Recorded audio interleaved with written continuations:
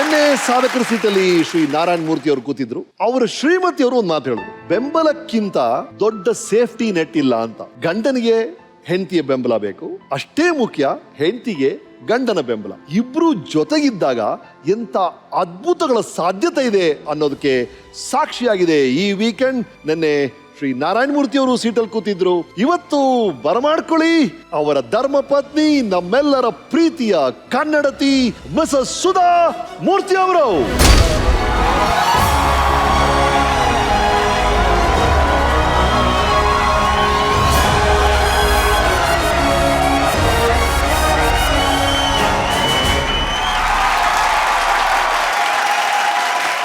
Madam, ನಿನ್ನೆ ಸಂಚಿಕೆಯಲ್ಲಿ ನೀವು ನಾರಾಯಣ ಮೂರ್ತಿ ಅವರ ಕಥೆಯಲ್ಲಿ ನೀವು ಭಾಗವಾದಂಥ ರೀತಿ, ನೀವು ಅದನ್ನು ಹೇಳಿದಂಥ ರೀತಿ ಬಹಳ ರಸವತ್ತಾಯಿತು, ಬಹಳ ಖುಷಿ ಕೊಡ್ತು. ಈಗ ನಿಮ್ಮ ಕಥೆಗೆ ಕಾಯ್ತಾ ಇದ್ದೀವಿ. ನಿಮ್ಮೆಲ್ಲರಿಗೂ ಗೊತ್ತಿರೋ ಹಾಗೆ ಇವರು ಸುಧಾ ಮೂರ್ತಿ ಅವರು ಹುಟ್ಟಿದ್ದು ಆಗಸ್ಟ್ 19, 1950 ಶಿಗ್ಗಾಂವ್ನಲ್ಲಿ. ತಂದೆ ರಾಮಚಂದ್ರ ಕುಲಕರ್ಣಿ, ತಾಯಿ ವಿಮಲಾ ಕುಲಕರ್ಣಿ. ಈ ದಂಪತಿಗಳ 4 ಜನ ಮಕ್ಕಳಲ್ಲಿ ಇವರು ಎರಡನೆಯವರು. ಅಕ್ಕ ಸುನಂದಾ ಕುಲಕರ್ಣಿ, ತಂಗಿ ಜಯಶ್ರೀ ದೇಶಪಾಂಡೆ ಹಾಗೂ ತಮ್ಮ ಶ್ರೀನಿವಾಸ್ ಕುಲಕರ್ಣಿ. ಇವರ ಪತಿ IT ದಿಗ್ಗಜ ಶ್ರೀ ಡಾಕ್ಟರ್ NR ನಾರಾಯಣ ಮೂರ್ತಿ ಅವರು. ಮಕ್ಕಳು ಅಕ್ಷತಾ ಹಾಗೂ ರೋಹನ್. ಇವರ ಮೊಮ್ಮಕ್ಕಳು ಕೃಷ್ಣ ಹಾಗೂ ಅನುಷ್ಕಾ. 1972ರಲ್ಲಿ ಇಂಜಿನಿಯರಿಂಗ್ ಅಲ್ಲಿ ಕರ್ನಾಟಕದಲ್ಲೇ ಅತಿ ಹೆಚ್ಚು ಅಂಕ ಪಡೆದ ಅಂದಿನ ಮುಖ್ಯಮಂತ್ರಿ ದೇವರಾಜ ಅರಸ್ ಅವರ ಕೈಯಲ್ಲಿ ಚಿನ್ನದ ಪದಕ ಪಡೆದಂತ ಮಹಿಳೆ ಸುಧಾ ಮೂರ್ತಿ ಅವರು. 1974ರಲ್ಲಿ ಇಂಡಿಯನ್ ಇನ್ಸ್ಟಿಟ್ಯೂಟ್ ಆಫ್ ಸೈನ್ಸ್ ಅಲ್ಲಿ MTech ನಲ್ಲಿ ಫಸ್ಟ್ ರ್ಯಾಂಕ್ ಪಡೆದು ಗೋಲ್ಡ್ ಮೆಡಲ್ ಪಡೆದಿರ್ತಾರೆ. ಭಾರತದ ಪ್ರತಿಷ್ಠಿತ ಟೆಲ್ಕೋ ಸಂಸ್ಥೆಯಲ್ಲಿ ಉದ್ಯೋಗ ಪಡೆದ ಮೊದಲನೇ ಮಹಿಳಾ ಕ್ಯಾಂಡಿಡೇಟ್ ಅಂದ್ರೆ ಸುಧಾ ಮೂರ್ತಿ ಅವರು. ಇವರ ಪತಿ NR ನಾರಾಯಣ ಮೂರ್ತಿ ಅವರು ಬಹುದೊಡ್ಡ ಕನಸಾದ ಇನ್ಫೋಸಿಸ್ ಸಂಸ್ಥೆಯ ಬೆನ್ನೆಲುಬಾಗಿ ನಿಂತು ಆ ಸಂಸ್ಥೆಯ ಜಾಗತಿಕ ಮಟ್ಟದಲ್ಲಿ ಗುರುತಿಸಿಕೊಳ್ಳುವುದಲ್ಲಿ ಇವರ ಕೊಡುಗೆ ಅಪಾರವಾದದ್ದು. 1996ರಲ್ಲಿ ಸ್ಥಾಪಿತವಾದ ಇನ್ಫೋಸಿಸ್ ಸಂಸ್ಥೆಯ ಮೂಲಕ ಶಿಕ್ಷಣ, ಆರೋಗ್ಯ, ಸಾಮಾಜಿಕ ಕ್ಷೇತ್ರ, ಕಲೆ, ಸಂಸ್ಕೃತಿ, ಗ್ರಾಮಗಳ ಅಭಿವೃದ್ಧಿ ಯೋಜನೆಗಳನ್ನು ಸೇರಿದಂತೆ ಹಲವಾರು ಸಾಮಾಜಿಕ ಕಾರ್ಯಗಳನ್ನು ಮಾಡುತ್ತಾ ಬಂದಿದ್ದಾರೆ. ಬಾಲ್ಯದಿಂದಲೂ ಕನ್ನಡ ಭಾಷೆ ಮೇಲೆ ಅಪಾರವಾದ ಒಲವನ್ನು ಹೊಂದಿರುವ ಇವರು ಉತ್ತಮ ಲೇಖಕಿಯಾಗಿ ಗುರುತಿಸಿಕೊಂಡಿದ್ದಾರೆ. ಇಲ್ಲಿಯವರೆಗೂ 24 ಹೆಚ್ಚಿನ ಪುಸ್ತಕಗಳನ್ನು ಬರೆದಿದ್ದಾರೆ. ಇವರ ಸಮಾಜ ಸೇವೆಗೆ 2006ರಲ್ಲಿ ಪದ್ಮಶ್ರೀ ಪ್ರಶಸ್ತಿ, ಪಬ್ಲಿಕ್ ರಿಲೇಷನ್ ಸೊಸೈಟಿ ಆಫ್ ಇಂಡಿಯಾದಿಂದ ರಾಷ್ಟ್ರ ಪ್ರಶಸ್ತಿ, ಶಾಲಾ ಮಕ್ಕಳ ಕಂಪ್ಯೂಟರ್ ಬೆಳವಣಿಗೆಗಾಗಿ ಅತ್ತಿಮಬ್ಬೆ ಪ್ರಶಸ್ತಿ, ಮಿಲೇನಿಯಂ ಮಹಿಳಾ ಶಿರೋಮಣಿ ಪ್ರಶಸ್ತಿ, 2018ರಲ್ಲಿ ಕ್ರಾಸ್ವರ್ಡ್ ರೇಮಂಡ್ ಬುಕ್ ಅವಾರ್ಡ್ ವತಿಯಿಂದ ಲೈಫ್ ಟೈಮ್ ಅಚೀವ್ಮೆಂಟ್ ಅವಾರ್ಡ್. ಇವರ ಜೀವಮಾನ ಸಾಧನೆಗಾಗಿ 2019ರಲ್ಲಿ ನಮ್ಮ ಜಿ ಕನ್ನಡ ವಾಹಿನಿಯ ಹೆಮ್ಮೆಯ ಕನ್ನಡಿಗ ಪ್ರಶಸ್ತಿ ಕೊಟ್ಟು ಗೌರವಿಸಲಾಗಿದೆ. So this weekend is with Sudha Murthy ಅವರು. ಮೇಡಮ್, ನಿಮ್ಮ ಜೀವನಕ್ಕೆ ನಿಮಗೆ ಸ್ವಾಗತ.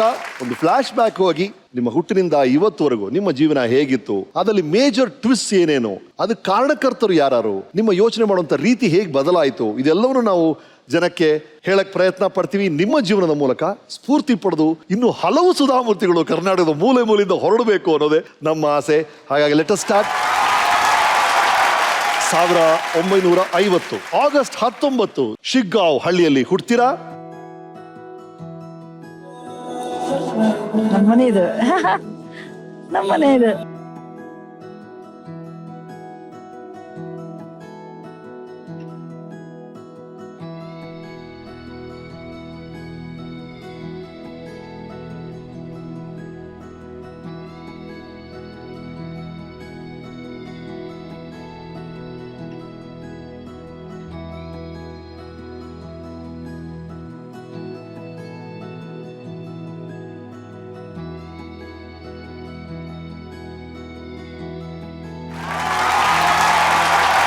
ಮನೆ ನೋಡಿದ್ವಿ, ನೀವು ಲೇಖಕಿ ಬೇರೆ, ಬಹಳ ರಸವತ್ತಾಗಿ ಎಲ್ಲವನ್ನು ವರ್ಣಿಸ್ತೀರಿ.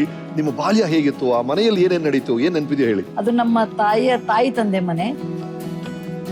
ನಾನು ವರ್ಷದಲ್ಲಿ 3-4 ತಿಂಗಳು ಅಲ್ಲಿ ಇರ್ತಿದ್ದೆ. ಉಳಿದ ವೇಳೆಯಲ್ಲಿ ನಮ್ಮ ತಂದೆಗೆ ಎಲ್ಲೇ ಕೆಲಸ ಇರ್ತದೆ ಅಲ್ಲಿ ಸ್ಕೂಲ್ ಓದ್ತಾ ಇದ್ದೆ. ಆದ್ರೆ ನಮ್ಮ ತಾತನ ಮನೆಯಲ್ಲಿ ಬೆಳೆದಾಗ ಅವರಿಂದ ನಾನು ಜೀವನದಲ್ಲಿ ಬಹಳ ಕಲಿತೆ. ಬಹುಶಃ ಇವತ್ತಿನ ನನ್ನ ಬದುಕಿನಲ್ಲಿರುವ ವ್ಯಾಲ್ಯೂ ಸಿಸ್ಟಮ್ ನ ಮೌಲ್ಯಗಳನ್ನ ನಾನು ಆ ಮನೆಯಲ್ಲಿ ಕಲಿತೆ ಅಂತ ಹೇಳಿಕ್ಕೆ ನಂಗೆ ಹೆಮ್ಮೆ ಅನಿಸ್ತಿದೆ.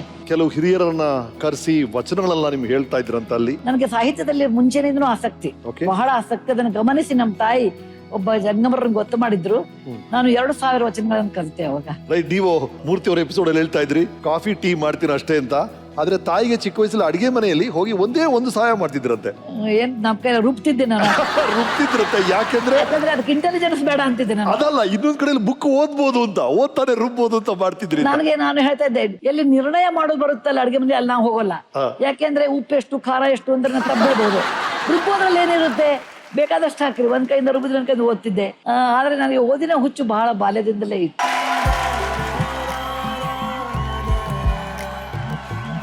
ಸುನಂದ ಅವರು ಬಂದಿದ್ದಾರೆ. ಇದೇನು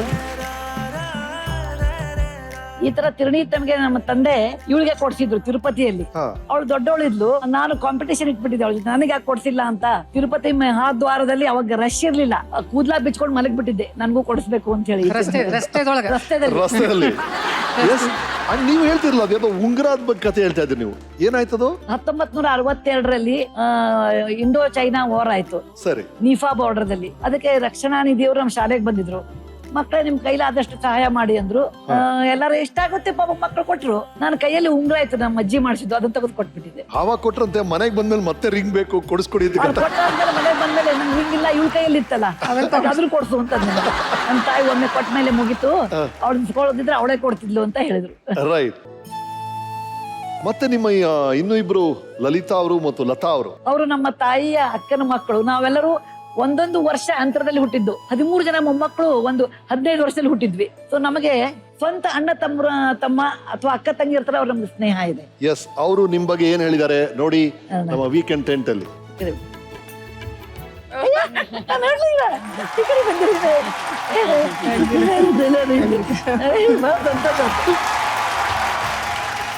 ಎಸ್, ಹೇಳಿ. ನಾವು ಉತ್ತರ ಕರ್ನಾಟಕದ ಕಡೆ ನಾಗರ ಪಂಚಮಿ ಅಂತ ಮಾಡ್ತೇವೆ. ಅದ್ರ ಮಾರನೇ ದಿವಸ ಮಕ್ಕಳ ಹಬ್ಬ ಅಂತ ಮಾಡ್ತೇವೆ. ಅವತ್ತ ಶ್ರೇಷ್ಠ ದಿವಸ, ಅವತ್ತ ಈಕೆ ಹುಟ್ಟಿದ್ಲು. ಮನಿಯೊಳಗ ಡೆಲಿವರಿ ಆಯ್ತು. ಅವಾಗ ರೂಮಿನಲ್ಲಿ ಬಾಗ್ಲ ಹಾಕ್ಬಿಟ್ಟಿದ್ರು.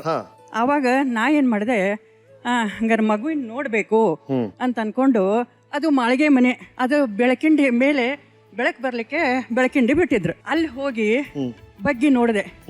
ಎಲ್ಲದಕ್ಕಿಂತ ಮೊದ್ಲೆ ನಾನು ಆಕಿನ್ ನೋಡಿದ್ದೆ. ನೀವೇ ನೋಡಿದ್ದು? ಹೌದು, ಎಲ್ಲಾರ್ಕಿಂತ ಮೊದ್ಲೆ ನಾನು ಆಕಿನ್ ನೋಡಿದ್ದು. ಆಕಿ ಬಹಳ ಬೆಳ್ಳಗ, ದಪ್ಪ ದಪ್ಪಾಗಿ, ಗುಂಡು ಗುಂಡಾಗಿ, ಇವತ್ತಿಗೂ ಮತ್ತ ಗುಂಡು ಗುಂಡಾಗಿ, ಮತ್ತ 3 ತಿಂಗಳ ಕೂಸಿನ ತರ ಹುಟ್ಟಿದಾಗ ಅಷ್ಟ ಚಂದಾಗಿದ್ಲು. ಸುಧಾ ಅಂದ್ರೆ ಅಮೃತ. ಆಕಿ ತನ್ನ ಅಮೃತ ಹಸ್ತದಿಂದ ಎಷ್ಟು ಜನರಿಗೆ ದಾನ ಕೊಟ್ಟಾಳ, ಕೋಟ್ಯಾಂತರ ಜನರಿಗೆ ದಾನ. ಆಕಿಗೆ ಸುಧಾ ಅಂತ ಹೆಸರಿಟ್ಟದ್ದು ಬಹಳ ಸಾರ್ಥಕ ಆತು.